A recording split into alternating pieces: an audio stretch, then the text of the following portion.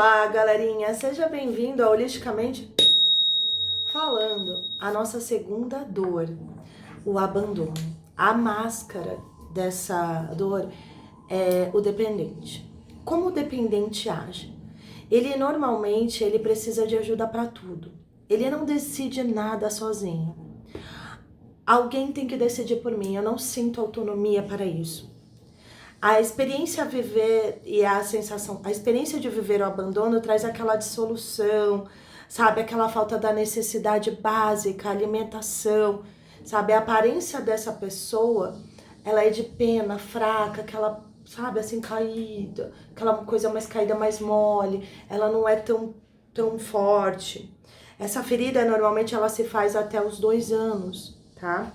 Que mais? Neste caso do abandono, normalmente no período dessa fase que a criança vive, ela deve ter vivido algum momento que a pessoa, não é que ela não queria, ela apenas não podia. Então é diferente, a rejeição eu não quero, o abandono eu não posso. Então assim, são duas coisas diferentes que tem que ser separada para entender a máscara, entender as dores, o corpo e as doenças que representam ela. O que mais que a gente pode... O maior medo do abandonado é a solidão, tá? E como é o jeitinho dele? Normalmente o jeitinho dele é frágil, ele fala de voz mais infantil, sabe aquelas pessoas que usam muito diminutivo? Ah, você é tão bonitinho, ah, nananana. Então as pessoas são assim, ah, você pode falar comigo bonitinho? Você pode, nananana? Então são esse tipo de aspecto que as pessoas normalmente sofrem por abandono. Elas querem normalmente despertar o quê? A pena, né? O autocuidado. Então elas normalmente, elas fazem o quê? Elas julgam para não ser julgado, para não ser abandonado, mas elas acabam fazendo esse ciclo. Na rejeição também, eu esqueci de falar. Normalmente o rejeitado, ele faz tudo para não ser rejeitado, mas no final ele acaba rejeitando, porque é a sequência dessa ferida. Por ela ser escapista, ela foge, adivinha, ela rejeita.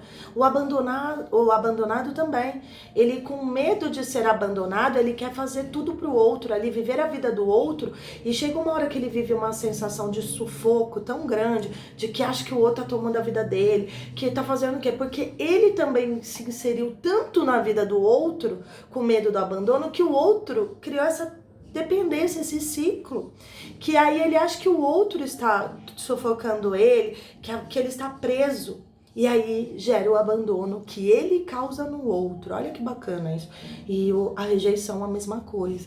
Então assim, olha que ciclo a ser trabalhado nisso. E normalmente você culpa o outro pelo abandono. Então assim, é um vício que nós temos no comportamento social. Então é bom a gente olhar a parte física, as doenças que nós já tivemos ou temos, para poder agregar isso, ver o nosso comportamento como eu tive aqui, sabe? Essa voz doce, frágil, às vezes ela traz um abandono por trás disso.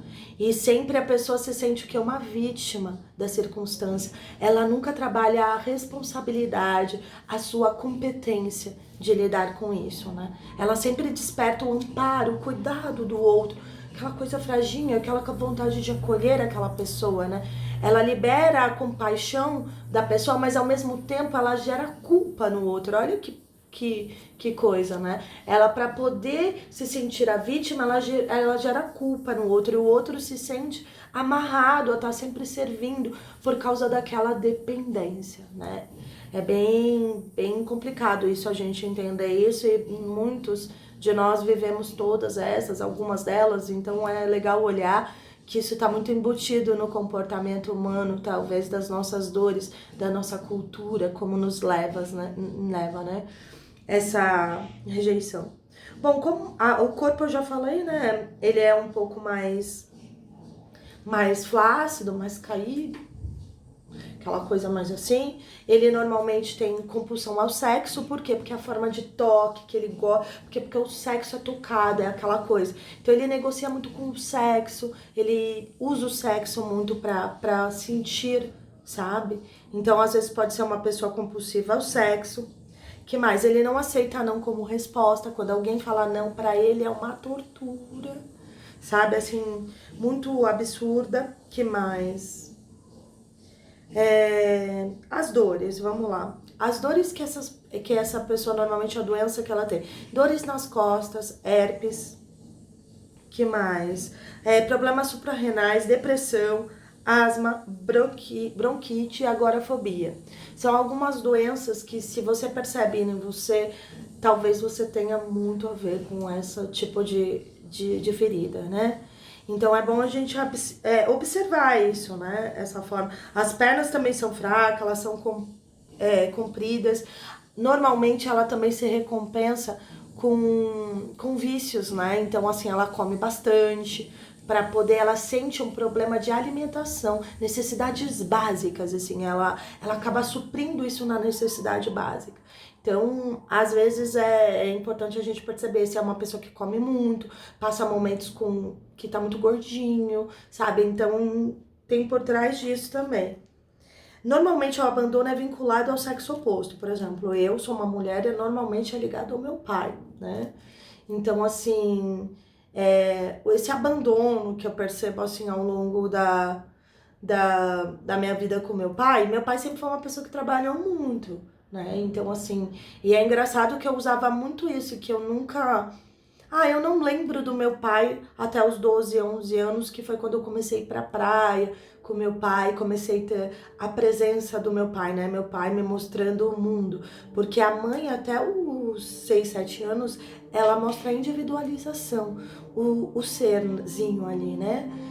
O pai, a partir dos 6, 7 anos ali, ele mostra o mundo pro seu filho. E talvez durante esse período todo aí, eu não consegui enxergar meu pai, não, talvez nem seja ele, às vezes é a forma como eu vi, eu não tenho essa lembrança. Eu já falei isso várias vezes com a minha mãe, que eu não tenho muita recordação do meu pai pequena. Então, às vezes, isso gera uma forma de abandono. Isso vai multiplicando com um namorado, amigo, filho, tudo pessoas do sexo masculino. Então, é legal a gente ver para poder quebrar essa repetição e você fazer essa cura, esse acolhimento. O que é legal para você trabalhar no abandono? Autonomia, né? Então você comemorar todas as coisas que você conquista, se parabenizar, sabe? Se comprometer com, poxa, eu me comprometi a isso, eu fechei, eu fui, eu fiz, que legal, gratidão, é isso. E fazer a meditação do acolhimento lá da criança, do abandono que vai ter, faça. E a última meditação de honrar, né? E fazer essa troca com os nossos genitores. Então, gratidão. Espero que essa segunda ferida possa complementar muito na sua vida e quebrar vários ciclos, paradigmas que estão aí na sua vida se repetindo. Gratidão.